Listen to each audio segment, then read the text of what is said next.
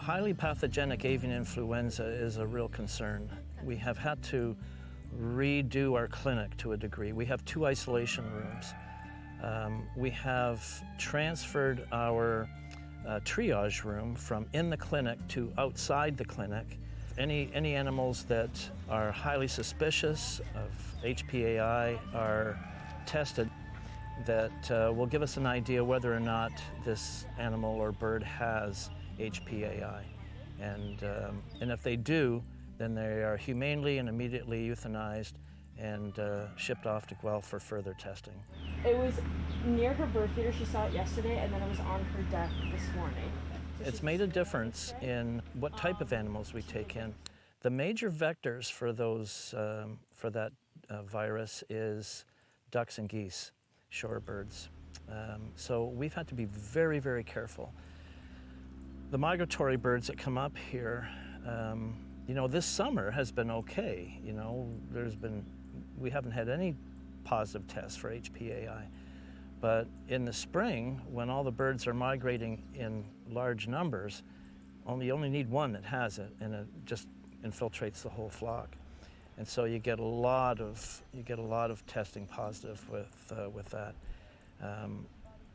In Saskatchewan at Salthaven West, the fields are white with dead snow geese because of HPAI. We live in a world of pandemics now, and we have to adjust. We have to adapt to what's happening in the environment in order to continue to be able to help animals. And here in Strathroy, Ontario, you can't go 2 kilometers in any direction of the compass without running into a cuddy farm. Then they would be very concerned with HPAI. So as being good corporate citizens, we have to make sure that what we're doing here is not going to create a problem for groups like that. One of the kind of the fun parts of Salthaven was watching baby goslings and baby ducklings grow and experiencing the changes that they go through, getting them to fly, getting them used to going into the pond. Those are all highlights here at Salthaven. Corralling them all in the evening to go back into the flight pens to keep them safe at night. And then watching them come out in the mornings, in the early mornings. It's always, they're a funny group, and they just brought a lot of joy to Salthaven. We missed that this year because we made the painful decision not to take ducks or geese this year because of HPAI. So this is our stage 1 of our HPAI isolation room for birds. We're only admitting songbirds currently, ones that are low risk for HPAI. And we have 2 stages that we're admitting them. First stage, we're isolating them for 3 days. If they show no symptoms, then they move on to stage 2 isolation, which we're allowing volunteers to feed with full PPE. And then after, I believe, 2 days in there, so a total of 5 days, and they're still not displaying symptoms, then we move them out of isolation so that we can feed them without any PPE. Okay. So we put his beak inside there. See how he does that? Okay. So this is just like mom's beak, right? He was not doing that for us earlier, so Mostly it was pretty empty. I don't know if he just couldn't get anything. So he's getting a good amount there. What you have to be careful with this is that you kind of got to monitor how much he's getting, because they can get too much in their crop, and then they can't digest it. Can they get sauerkraut? They can get a thing called sauerkraut. So we'll just wait till he takes a breather here, and then we'll check his crop again. Okay. And you just want the crop to feel like just a nice, loose little bean bag, basically. Okay. Feel his crop again. And that's about all he needs right there. So if you just want to feel that, so you get an idea, can you feel the seed in there? Yeah, feels like a beanbag chair. Yeah. There you go. And what are we putting on his scalp there? He's getting chlorhexidine and Silvasorb twice a day. Yeah. And what? And Silvasorb. Silvasorb, good. And mourning doves are are a little bit different than the birds, like the songbirds that we get, in that the parents only feed them about every 3 to 4 hours.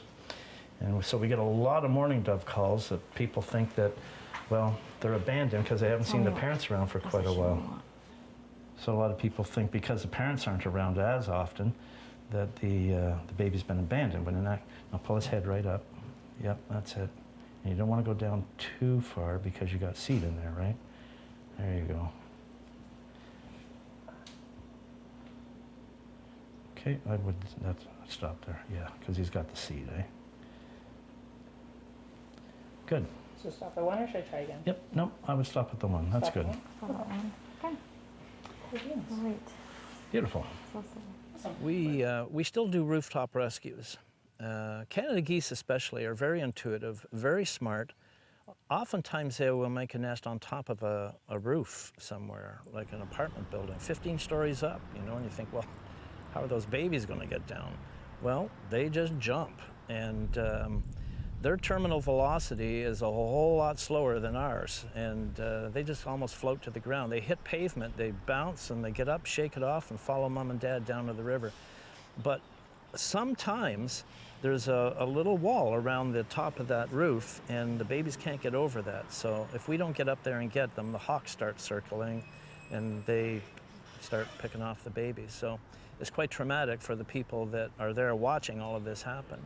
So we try to get to as many rooftop rescues as we can, and gaining the trust of the parents to allow us to take those babies, and then getting the parents to follow us. Okay, so you're gonna stay inside there? Sure. Where are the babies? Where are the babies? Must be on the other side of the... Wing? Oh, I yeah. think they're under her wing. Okay, I'm gonna get Dad first. He'll be the big guy.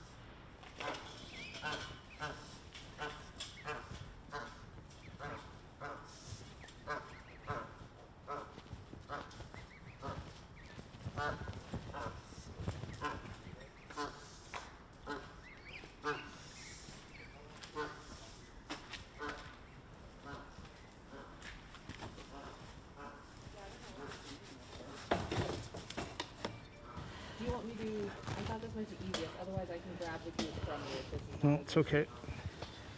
This is real good, actually. for me. This is real good. I'll just cover his eyes, so. Okay.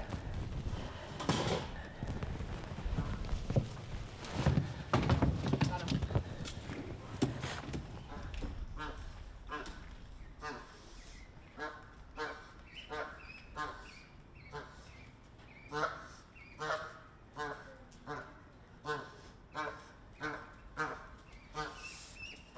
Just move to the side there, Shane.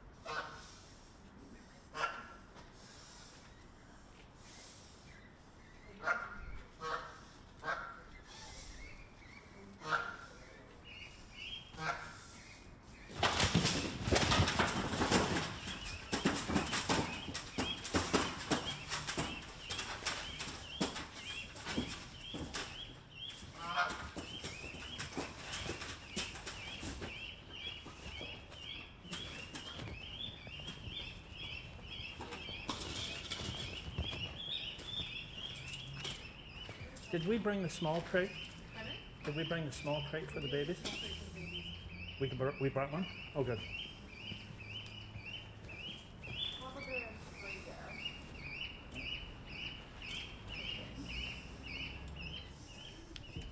Open it right up.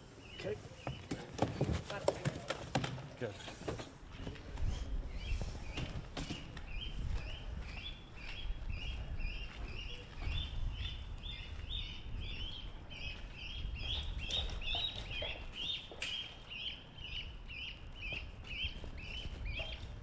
Do you want the butterfly net, Brian? Sorry? Do you want the smaller net? Yeah, I think so. Maybe not. Here you go. I've got the blue handle and the butterfly. Oh my gosh, she just skipped over.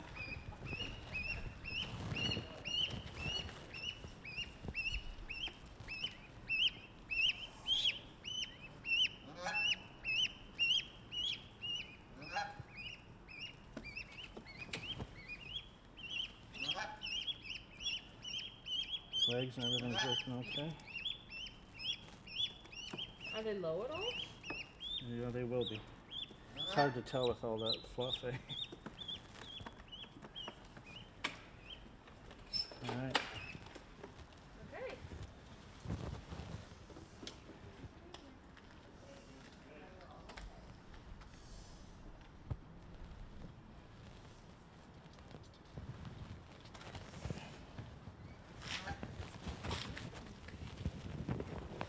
It takes time and patience and a little bit of skill because you have to recognize the body language of the parents. Otherwise, you can get beat up pretty darn good.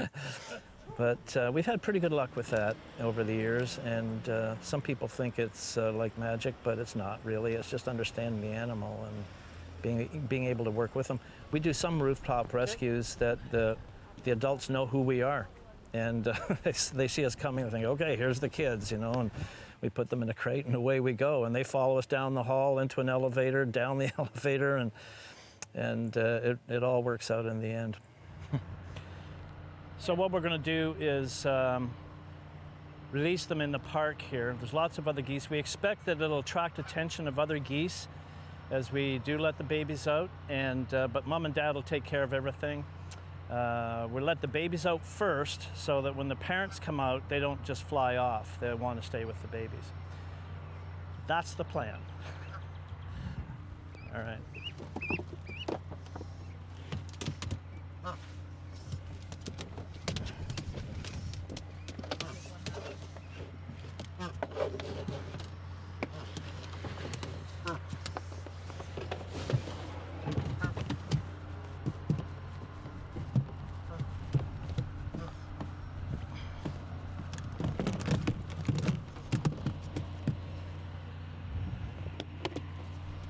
Okay. So let's put the babies right here facing the mom and dad. A little bit further out maybe. Yep, good. Just don't want them to get crushed in the stampede. Okay.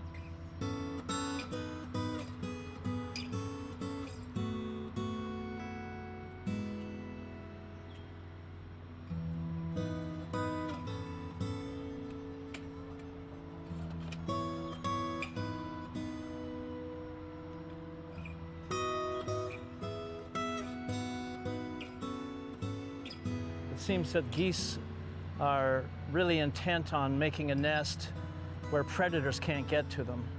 So sometimes that entails being on top of a roof somewhere, you know, where raccoons or skunks can't get to the nest. And but sometimes they can't get down from that roof because there's a little ledge, or in this case, it was like deep down in between buildings, and the only way those babies were getting out is if somebody went down and got them. So in this case, they made it.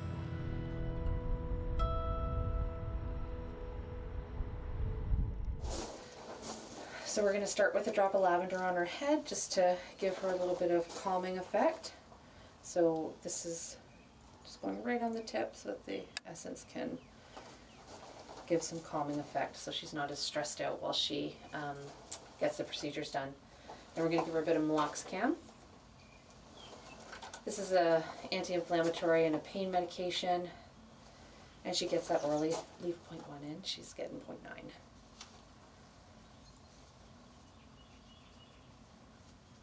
So Brian uses his thumb to keep the mouth open, and then he can safely go right down the throat so that she can get the medication. And we've calculated her dose by knowing her weight. It's right there, I can see it beside lavender. Because she's been using her feet much more, she's got some marks on her feet that we're going to put some bag balm on, actually. It's got a little bit of an antibiotic in it. This is the part where he has to be really careful because her feet are where her armor is. So Brian and Shakoba have a good relationship, so he's going to just gingerly put his hand in and tend to the bottoms of her feet. Now, it doesn't mean that she's still not going to try to close her talons. She will. But Brian's going to just keep an eye on her behavior and her body language so that he knows when he has to quickly remove his hand in time. And I'm holding the legs nice and tight so that she can't lash them out. And all of this because she has a tendency to land a lot harder when she doesn't have the support of her wings, right? This lotion has a little bit of an antibiotic property in it too, so it's just going to help keep the feet lubricated and the wounds clean. So now we're going to switch to the wing wrap, so I'm going to get her into a different hold so that Brian can access the wing. He's going to carefully cut the wrap off while being sure not to damage the feathers. We're not 100% sure how this happened, which is kind of disturbing, but it could have been an outside animal intervention, and she was flying around in the dark in her pen and ended up fracturing the ulna at any rate. And the ulna is, their physiology is much the same as ours. We have a humerus, as do they. We have a radius and an ulna in our arm. Everything from the wrist down is different. But the large bone in the forearm, or the forewing in this case, was fractured about distal, which meaning it was closer to the wrist. So every 5 days, we need to take that bandage off so that the joints don't stiffen up on her. And by supporting the joints here, both at the elbow and at the wrist, we just ever so slowly bend it out. And I'm sensitive to the fact that when she starts feeling pain. So the elbow's bending good, but I suspect that the wrist, where the fracture is closest to, when I start to bend that out, she will show some signs of discomfort. Mind you, oh, she pulled in there a little bit, so we just have to just go really gently here. Slow and steady. And the idea is that this wrist joint will need to come straight out, but we don't want to put too much pressure on it initially because the granulization at that fracture site isn't enough to support a whole lot of torque yet. So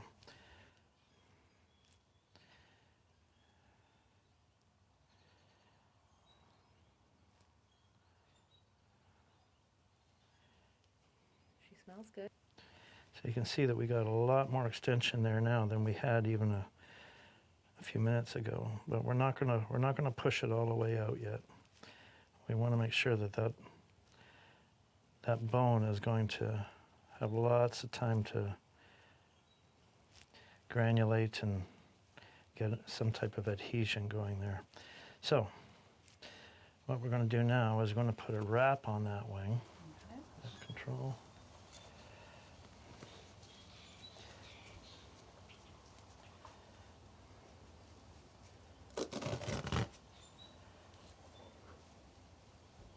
And what Brian's doing here is called a figure 8 wrap.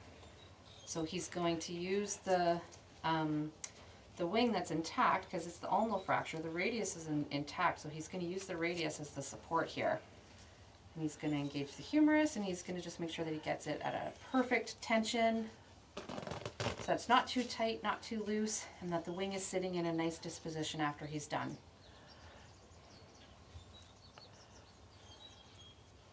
Shakova just watches carefully.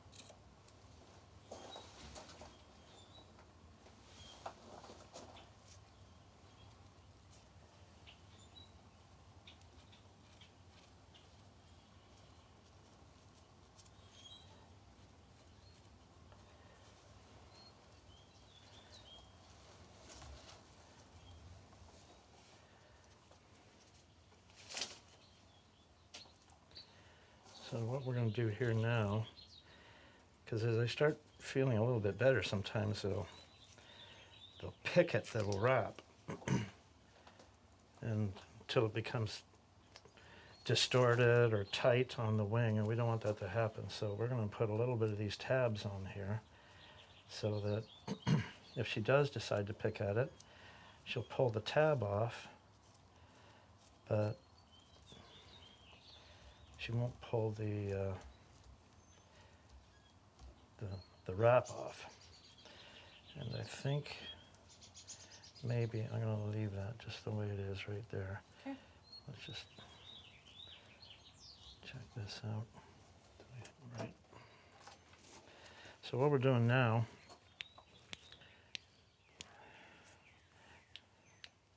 is some laser therapy. It'll help to reduce inflammation and stimulate healing of the bone. Whenever there's a fracture, there's always soft tissue concerns at the fracture site. So this will help to take care of that to a large degree.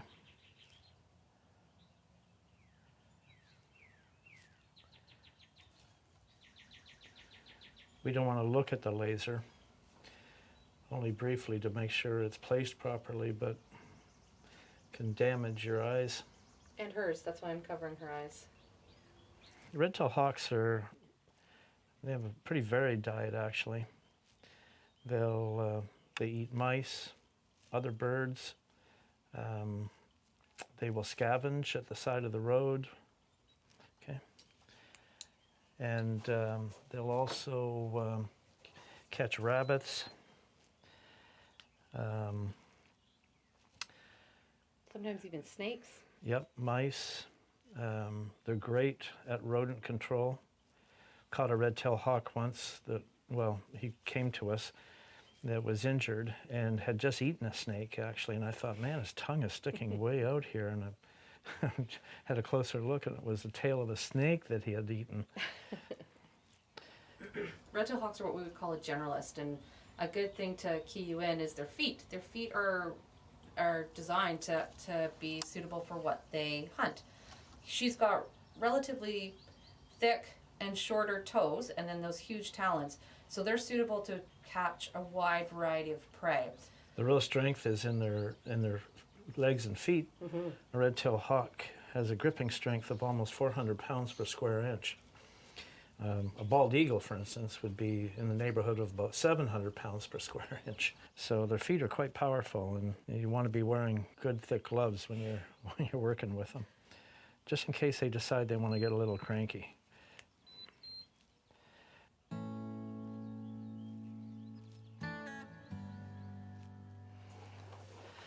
pellet here is what they cough up and cast after they've used everything they need. So by and large, it's made up of some bones and fur from the animals that they've eaten.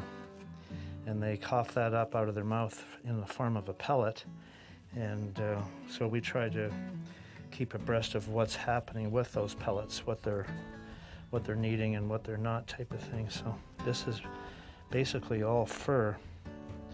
Doesn't appear to be too much by way of bones in there at all, which is a good thing. She's using a lot of the calcium in the bones of the animals she's eating to heal that whole process of fixing that ulnum that's fractured. So it's a good sign. Okay, so what we're hoping is going to happen is that as that bone heals, it'll grow a callus around at the fracture site. And that callus will be big and bulky, but it'll be remodeled as the wing is used. So the pressure that's put on the bone will remodel it to almost exactly the way it was before it was fractured. It takes time, and we could be all summer working at this before Shakoba gets out flying again. And it could even require a second surgery, because if there's a stenosis or adhering of the ulna to the radius, the supporting bone, we'll have to have some surgery done to separate the two. So this could be a long, involved process, but we're doing everything we can with homeopathy, laser therapy, wing wrapping, and special medications and food for her to help build that calcium and get that bone healed just as quickly as we possibly can. Keep our fingers crossed.